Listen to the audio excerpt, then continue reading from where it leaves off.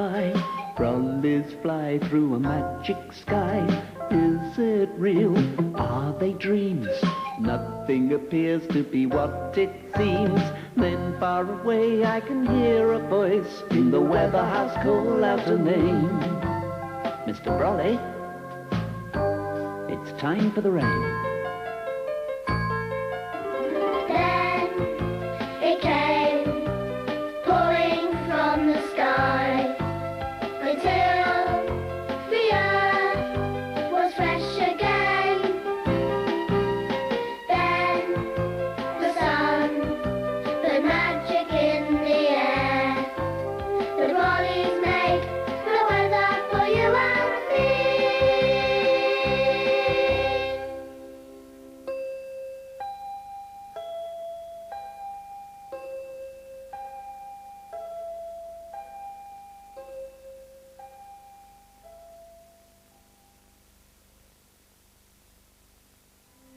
Harry was trying to go to sleep, but no sooner had he closed his eyes than he opened them again. Tucked up beside Harry in bed were his toys, Elephant and Hippo. Snake, as always, lay on the rug by the door, and Bird was perched on the chest of drawers. Harry stared down at his patchwork quilt. It was different from other quilts. Instead of flowery scraps of material, it was made of little embroidered pictures of rainbows, stars and planets, clouds, and great flashes of lightning in a dark and stormy sky. It had been made a long, long time ago. On the wall hung Harry's weatherhouse. If the day was going to be fine and sunny, Mrs. Brolly came to her door. If the day was going to be wet and cloudy, Mr. Brolly came out. But of course, they never came out together, for it is impossible for a day to be both wet and dry at the same time. But what would happen if they both came out together? Wondered Harry, and he sat up and stared at the weatherhouse. As he stared, the doors seemed to grow larger. His bed grew smaller, and he found himself at the entrance of the weatherhouse. A light was shining from the door, through which Harry could see Mr. Brolly no longer fixed to his wooden stand, but moving freely about the room.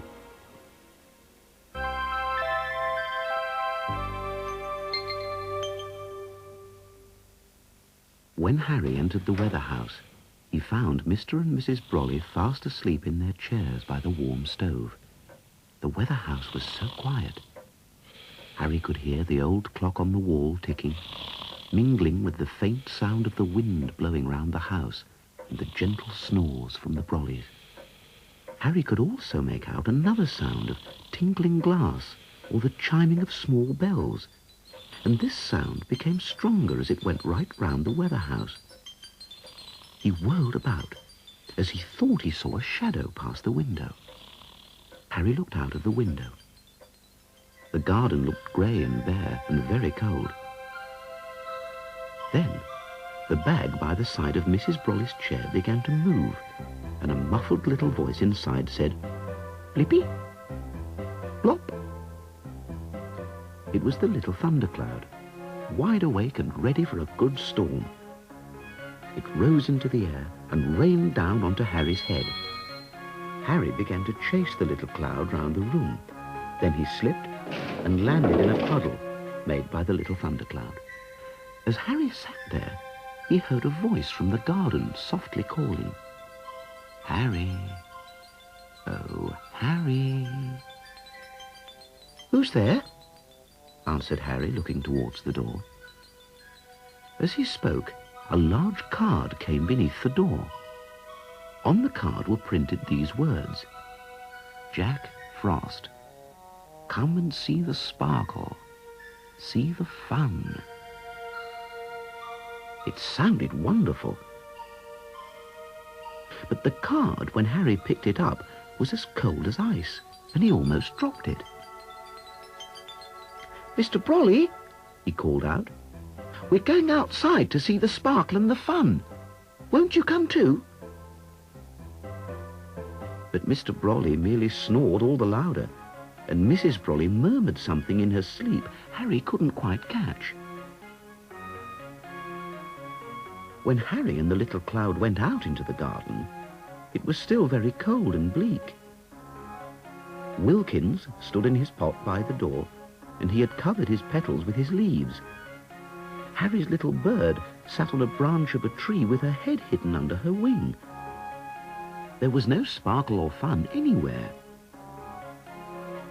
Harry had sat down on the porch steps and was gazing at the bleak garden scene. He tried to remember how Mr. Brolly used to conjure up the spring.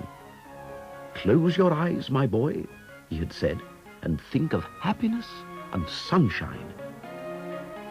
So Harry closed his eyes, and when he opened them, Wilkins had spread out his leaves. The garden was filled with sunshine, and from a hole in the ground there came a sleepy sigh, a sniffle, a snuffle, and a scuffling sound. As Harry peered down the hole, he thought he could see the gleam of a pair of bright eyes. The next moment, a small dark head appeared with two bright eyes which blinked in the sunlight. It was a mole. In the same moment, the garden was filled with the sound of tinkling and chiming, and a voice said softly, "Now the fun can begin." Suddenly, all around him, the branches of the trees were hung with icicles. Icicles hung from the eaves of the weatherhouse, and the windows were frosted over. Harry turned to see Jack Frost floating in the middle of the garden. Mole's nose turned blue, and his teeth chattered. "Oh, this isn't fun," said Harry, shivering with cold. "The card said sparkle and fun." "Don't worry," he said to the frozen mole. "I'll make the spring come back." Jack Frost laughed. It was a horrid laugh, like the sound of breaking glass or the cracking of ice. "My dear," he said, "you can't make the spring. Only the Brollys can do that." As he drew closer to Harry's side, the air became colder, and Harry became sleepy. It was a pleasant feeling, and just for one brief moment did the thought pass through his mind, "I must stay awake." And then it was gone, like a dream. "Harry, wake up!" shouted the mole. The little thundercloud, who had watched all this from behind a bush, gathered itself together and, rumbling furiously, hurtled over the garden to rain over Jack Frost and melt him. But his raindrops turned to frozen hailstones. "Good try, my dear," laughed Jack Frost, the hailstones bouncing harmlessly about him. Some of the hail hit Harry on the cheek and woke him up.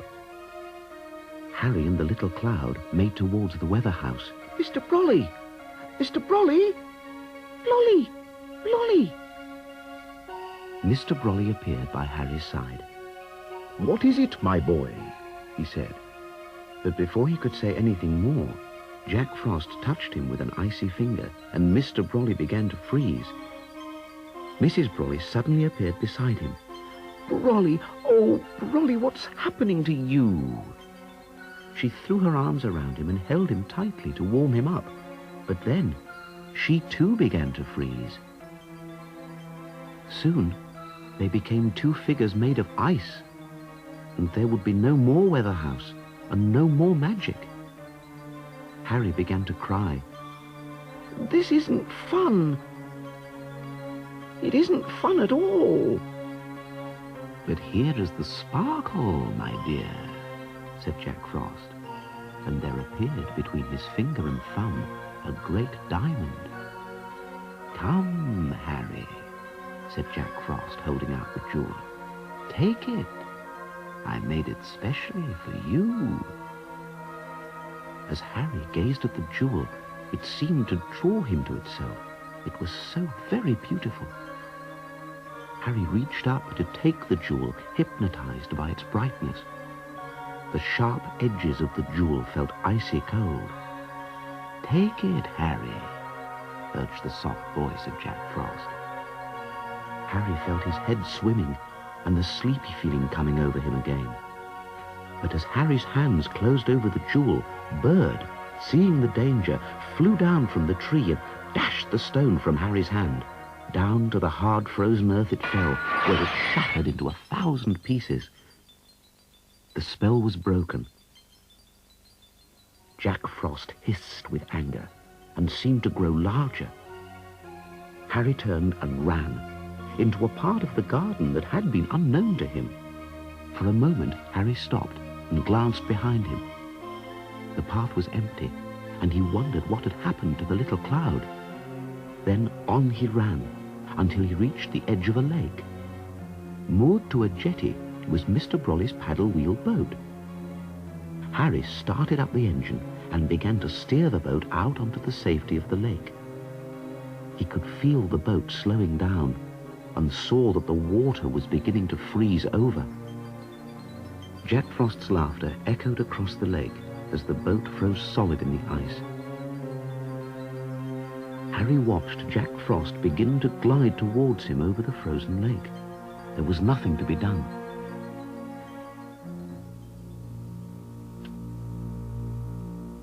Meanwhile, the little cloud, hidden inside Mrs. Brolly's bag underneath her patchwork quilt, tried to peep out. The patchwork quilt rose up like a ghost and floated out into the garden, where it bumped into Mr. and Mrs. Brolly, whereupon the ice cracked and fell away from the surprised couple. Harry, gazing out over the frozen lake, saw Mrs. Brolly's quilt coming up behind an unsuspecting Jack Frost. Nearer and nearer it came. Then it fell from the sky, covering Jack Frost completely. As the quilt lay flat on the deck, water began to run out from underneath. The lake water unfroze, and Harry took the boat back to the jetty, where he found a dripping wet Mr. and Mrs. Brolly. "My boys," said Mr. Brolly, "what can I say? How brave of you both! How very, very bold!" He sneezed loudly. "Well, shoo! A hot drink for you, Brolly," she said, "when we get back to the weatherhouse." "Mr. Brolly," said Harry, "Jack Frost said I couldn't make the spring." "My boys," said Mr. Brolly, "Mrs. Brolly and I together make the spring, but you help. All children help make the spring. Spring is a feeling in the heart." And suddenly they were gone. Harry and Mole looked at each other. "Well, it wasn't as exciting as this last spring," said the Mole. But before Harry could answer, the little thundercloud dropped the patchwork quilt over his head. "Blue," he said. Harry woke up in his bed and underneath his own patchwork quilt. The spring sun was shining and melting the last of the frost from his window. Harry looked out and thought, just for a moment, that he saw the shape of Jack Frost slipping through the trees. Harry suddenly heard a small sneeze behind him. It had come from the direction of the weatherhouse, but when Harry turned back, only Mrs. Brolly was standing alone, just a little figure made from wood. "Well, shoo!"